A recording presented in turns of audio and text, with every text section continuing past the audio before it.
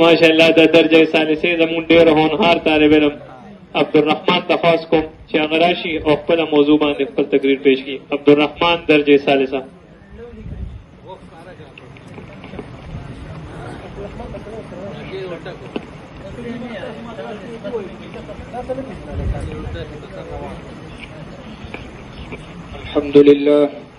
الحمد لله وكفى وسلام على عباده الذين اصطفى. أما بعد، قال الله تبارك وتعالى في قرآن المجيد والفرقان الحميد: وأمر أهلك بالصلاة واصطبر عليها لا نسألك رزقا نحن نرزقك والعاقبة للتقوى. صدق الله العظيم. وقال النبي صلى الله عليه وسلم: الصلاة عماد الدين، أو كما قال عليه الصلاة والسلام. آباد ہوئی عشرت گاہ ویرا مساجد روتی ہے، آباد ہوئی عشرت گاہ ویرا مساجد روتی ہے، تاریخ فضا میں موسیقی پامال اذانیں ہوتی ہے. برباد خزاں ہے مستقبل ماضی کی بہاریں سوتی ہے، پھولوں کی بجائے کانٹوں میں شبنم کی شکستہ موتی ہے. یہ وقت عمل کردار شل کیا دست دعا پہ لاتا ہوں، یہ وقت عمل کردار ہے شل کیا دست دعا پہ لاتا ہوں، کہنے کو مسلمان میں بھی ہوں لیکن کہتے شرماتا ہوں. محترم اساتذہ کرام اور میرے ہم سفر ساتھیوں، السلام علیکم. آج میں حضرات کے سامنے نماز کی فضیلت پر چند الفاظ پیش کرنا چاہتا ہوں کہ اللہ تعالیٰ نے انسان کو اپنی عبادت کے لیے پیدا کیا ہے. رب کائنات کا فرمان ہے: وما خلقت الجن والانس الا لیعبدون. خالق کونین نے اس دنیا کو انسان کی خدمت میں لگایا ہے اور انسان کو رزق حلال دینے کا وعدہ خود کیا ہے، اور اس کے ساتھ ساتھ اللہ تعالیٰ نے انسان کو کسب حلال کا مامور بنایا ہے. رزق دینے، کھلانے پلانے کا وعدہ اللہ نے خود لے رکھا ہے. سامعین گرامی، عبادات اور اطاعت میں سب سے اعلیٰ و رافع درجہ نماز کی ہے. اس کی ایک دلیل یہ بھی ہے کہ تمام تر عبادات روئے زمین پر نازل ہوئے. اللہ تعالیٰ نے، رب کائنات نے محمد عربی صلی اللہ علیہ وسلم کو نماز ساتوں آسمانوں کے اوپر بطور تحفہ اس میں دیا ہے.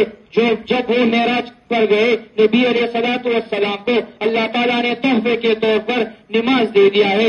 اس لیے آج کل ہم لوگوں پر جو نماز فرض ہوا ہے یہ وہی نماز ہے.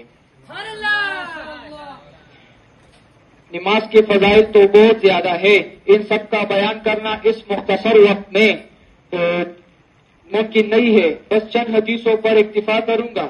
ایک حدیث میں آتا ہے، ایک مرتبہ حضور صلی اللہ علیہ وسلم حضرت ابو ذر غفاری رضی اللہ عنہ کے ساتھ جا رہے تھے. موسم خزاں تھا، ایک درخت سے گزرے. نبی کریم صلی اللہ علیہ وسلم نے ایک شاخ کو پکڑ کر اس کو جاڑ دیا، اس سے پتے گرنے لگے. نبی کریم صلی اللہ علیہ وسلم نے حضرت ابو ذر غفاری رضی اللہ عنہ سے فرمایا کہ اے ابو ذر، میں نے ایسا کیوں کیا ہے؟ نبی کریم صلی اللہ علیہ وسلم نے فرمایا: اے ابو ذر، ہم سے پوچھو ہم نے ایسا کیوں کیا؟ اس نے فرمایا کہ اے نبی صلی اللہ علیہ وسلم، تو ہی جانتا ہے آپ نے اس طرح کیوں کیا. نبی کریم صلی اللہ علیہ وسلم نے جواب دیا کہ میں نے اس لیے اس طرح کیا کہ جب کوئی انسان نماز پڑھتا ہے تو اس سے گناہ اس طرح جڑ جاتے ہیں جس طرح اس شاخ سے یہ پتے جڑ گئے. ایک اور حدیث میں آتا ہے، حضرت ابو ہریرہ رضی اللہ عنہ سے روایت ہے، حضور اکرم صلی اللہ علیہ وسلم نے فرمایا: مجھے بتاؤ کہ اگر آپ کے گھر کے سامنے ایک جاری نہر ہو اور اس میں انسان دن میں 5 مرتبہ غسل کرتا ہو، اس میں نہاتا ہو، کیا اس کا جسم گندا رہ جاتا ہے؟ اس نے جواب دیا کہ ہرگز نہیں.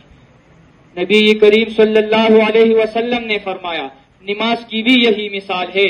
جب انسان دن میں 5 مرتبہ نماز پڑھتا ہے تو اس طرح اس گناہوں سے، نفسانی میں سے اور سب سے بڑھ کر بے حیائی سے پاک ہو جاتا ہے.